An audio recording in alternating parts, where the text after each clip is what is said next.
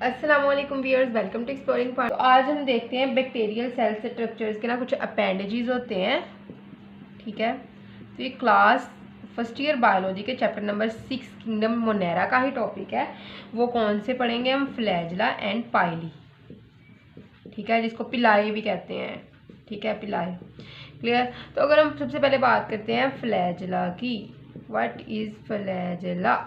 तो फ्लैजिला क्या है? ये एक बाहर को निकला हुआ हिस्सा होता है। अपेंडेजेस कहते हैं कोई भी चीज़ जो सेल से बाहर को निकला है। देखो ये सेल था ना, ठीक है, सेल मेम्ब्रेन ने बाहर की तरफ निकलना इस तरह शुरू कर दिया। इसके अंदर साइटोप्लाज्म वगैरह आ गए और इसको नाम दे दिया, और ये इसने मोटिलिटी शो की तो इसको नाम दे दिया हमने फ्लैजिला का। तो ये सेल मेम्ब्रेन ने बाहर की तरफ जो है वो निकल के ये स्ट्रक्चर बनाया है। That's why we call it as appendage. कुछ एक्स्ट्रा चीज़ जो बाहर की तरफ निकल के बना दे उसको हम अपेंडेज का नाम देते हैं। ठीक है ना। तो ये थिन हेयर लाइक अपेंडेज होता है, और ये जो होते हैं हमारे पास सेल वॉल या फिर सेल मेम्ब्रेन के बाहर की तरफ निकलने से ये बनता है। ठीक है ना। तो उसके बाद क्या है कि फ्लैजिला जो होते हैं ना, एक प्रोटीन से मिलके बना होता है जिसको हम नाम देते हैं फ्लैजिलन। ठीक है, फ्लैजिलन प्रोटीन। जिस तरह पाइली मिलके पाइलिन प्रोटीन से मिलके बनेगी ना, इस तरह फ्लैजिला जो है ये फ्लैजिलन प्रोटीन से मिलके बनता है। ठीक है ना।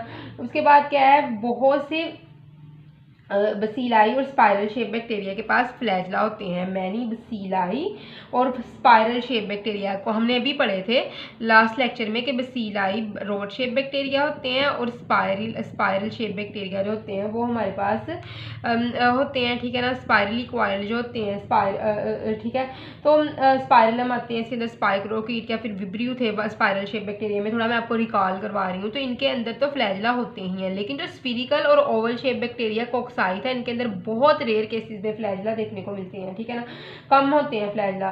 तो बैक्टीरिया ना डिफरेंट टेक्सोनमिक ग्रुप में, डिफरेंट ग्रुप्स में इसकी हम आइडेंटिफिकेशन के लिए जो ग्रुप बनाते हैं ना टेक्सोनमिक ग्रुप, तो उसके अंदर बैक्टीरिया को कैटेगराइज किया जाता है on the basis of their flagella. ठीक है। तो फ्लैजिला की बेस पर, और अरेंजमेंट किस तरह होता है फ्लैजिला का, ठीक है ना, अरेंजमेंट क्या है और नंबर्स कितने हैं, तो देखते हैं। अभी हम इनकी बात करते हैं इन ग्रुप्स की। तो सबसे पहले एक केस है फ्लैजिला का ए ट्राइकस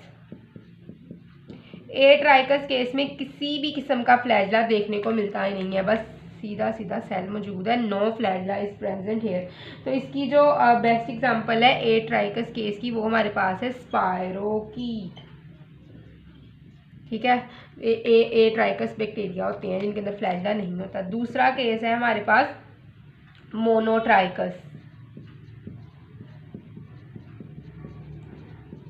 तो मोनोट्राइकस केस क्या होगा, जिसके अंदर एक सिंगल पोलर फ्लैजिला पाया जाएगा। ठीक है, तो ये एक सेल है, इसकी एंडिंग पे एक सिंगल पोलर जो है वो सिंगल पोलर फ्लैजिला पाया जा रहा है। तो ये इसकी बेस्ट एग्जांपल है हमारे पास विब्रियो। ठीक है। थर्ड है हमारे पास लोफोट्राइकस। तो लोफोट्राइकस केस में एक टफ्ट पाया जाता है फ्लैजिला का। ठीक है ना, पोल के ऊपर, एंडिंग के ऊपर। तो ये किस तरह होता है लोफोट्राइकस केस? इस तरह। ठीक है, एक टफ्ट, एक गुच्छा पाया जाएगा फ्लैजिला का।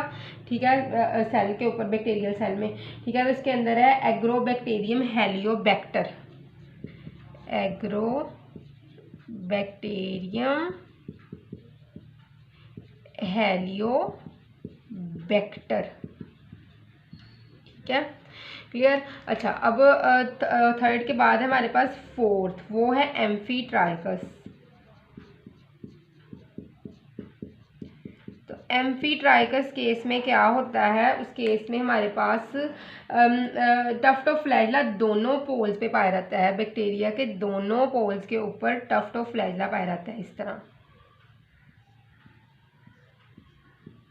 ठीक है, ये फ्लैजिला का टफ्ट है दोनों पोल्स के ऊपर। तो एम्फीट्राइकस केस है, ये दोनों पोल्स के ऊपर टफ्ट ऑफ फ्लैजिला पाया जाएगा। तो इसके अंदर बेस्ट एग्जांपल है Aquaspirillum serpens. Aquaspirillum serpens. ठीक है, एक्वा स्पाइरिलम सरपेंस। तो फिफ्थ है हमारे पास पेरीट्राइकस।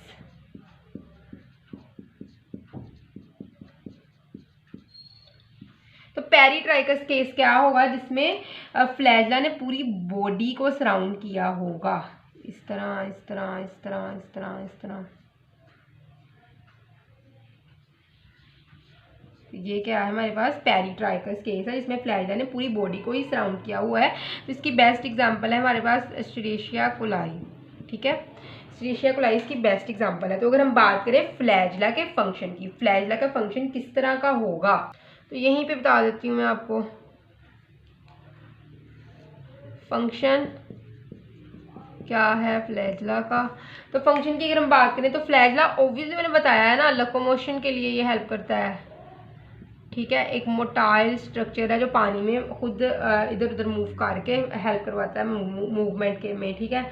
और ये केमिकल सिग्नल डेवलप करता है, ठीक है ना। बैक्टीरिया जो है ये फ्लैजला की मदद से केमिकल सिग्नल डेवलप, ये सिग्नल देता है बैक्टीरिया को, और इस सिग्नल को डिटेक्ट करने के बाद बैक्टीरिया नेक्स्ट मूव करता है, और इस बैक्टीरिया की मूवमेंट को हम कहते हैं, इस मूवमेंट का नाम क्या है, कीमोटैक्सिस, ठीक है। कीमोटैक्सिस मूवमेंट कहते हैं इस मूवमेंट को, ठीक है।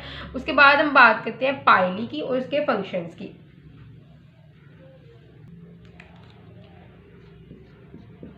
पाइली एंड फंक्शंस, क्लियर। तो पाइली क्या है, पाइली एक बिल्कुल ही खोखली, ठीक है, एक होलो का मतलब क्या है, बिल्कुल अंदर से खाली, ठीक है। और नॉन हेलिकल, नॉन हेलिकल का मतलब क्या है कि मूवमेंट नहीं करती, इस तरह मूव नहीं कर सकती, जिस तरह फ्लैजला था ना ये इस तरह मूव करता था और मूवमेंट प्रोवाइड करता था।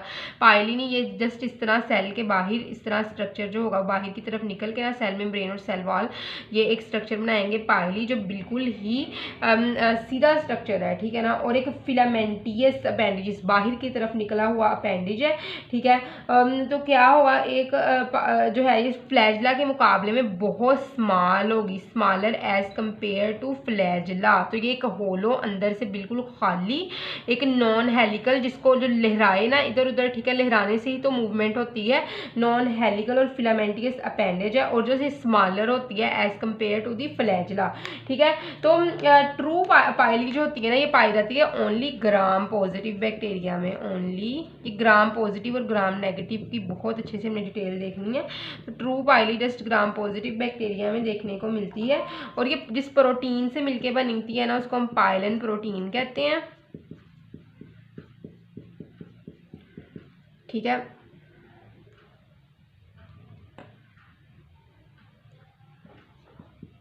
ठीक है, पाइलन प्रोटीन का उसको नाम दिया जाता है, ठीक है ना। तो अगर हम इसके स्ट्रक्चर फंक्शन की बात करें तो फंक्शन क्या होगा इस पाइली का, तो ये पाइली लोकोमोशन नहीं करवाती है, जस्ट ये इन्वॉल्व होती है कॉन्जुगेशन में। तो फर्स्ट ऑफ ऑल इन्वॉल्व होती है कॉन्जुगेशन में, ठीक है। तो कॉन्जुगेशन में इन्वॉल्व होती है, कॉन्जुगेशन क्या है, ये टेम्पोरेरी मेटिंग होती है, जो है वो न्यूक्लियर मटेरियल के एक्सचेंज के लिए, ठीक है ना, डीएनए वगैरह के एक्सचेंज के लिए। जिस तरह के ये एक सेल है, ठीक है, इसके पास पाइली है, इसने अपना जो न्यूक्लियर मटेरियल समझ लो प्लाज्मिड है, ठीक है ना, एक्स्ट्रा क्रोमोसोमल डीएनए जिसके पास रेजिस्टेंट जीन है, तो इसने इस सेल को देने हैं जिसके पास ये जीन्स नहीं है, तो ये क्या करेगा, ये इसके करीब आ जाएगा। अब इसी को करीब ले आते हैं इस तरह, ठीक है। पाइली जो है वो इसके कॉन्टैक्ट बनाएगी, इस तरह एक ब्रिज बनेगा, और यहाँ से ये डीएनए इसको दे देगा डुप्लीकेट करके, ठीक है ना, इसको डुप्लीकेट करके यहाँ से इसको ये प्लाज्मिड दे देगा, ताकि इसके अंदर भी जो है वो रेजिस्टेंट जीन्स आ जाए, और ये जो है वो इसके अंदर भी जो है वो ये जीन्स डेवलप हो जाएं जो इसको प्रोटेक्ट करें एंटीबायोटिक से। और जैसे ही इसके अंदर ये प्लाज्मिड आ जाएगा तो ये भी पाइली डेवलप कर लेगा, ठीक है ना। तो पाइली क्या होती है, एक्सचेंज के लिए होती है न्यूक्लियर मटेरियल की, और इस प्रोसेस को हम कहते हैं कॉन्जुगेशन, ठीक है ना, जेनेटिक मटेरियल के एक्सचेंज वाले प्रोसेस को, ठीक है ना। तो सम पाइली जो होती हैं ये बैक्टीरिया को दूसरी सर्फेसिस के साथ अटैच करवाती है, जिस तरह की ये कोई सर्फेस है इसके साथ बैक्टीरिया ने अटैच करना है, तो इस पाइली की हेल्प से इसके साथ आगे अटैच कर गया है, ठीक है ना। तो आई होप सो कि आपको फ्लैजला और पाइली की समझ लगी होगी, लेकिन किसी भी किस्म की कंफ्यूजन है तो कमेंट सेक्शन में पूछ सकते हैं। थैंक यू सो मच, अल्लाह हाफिज़।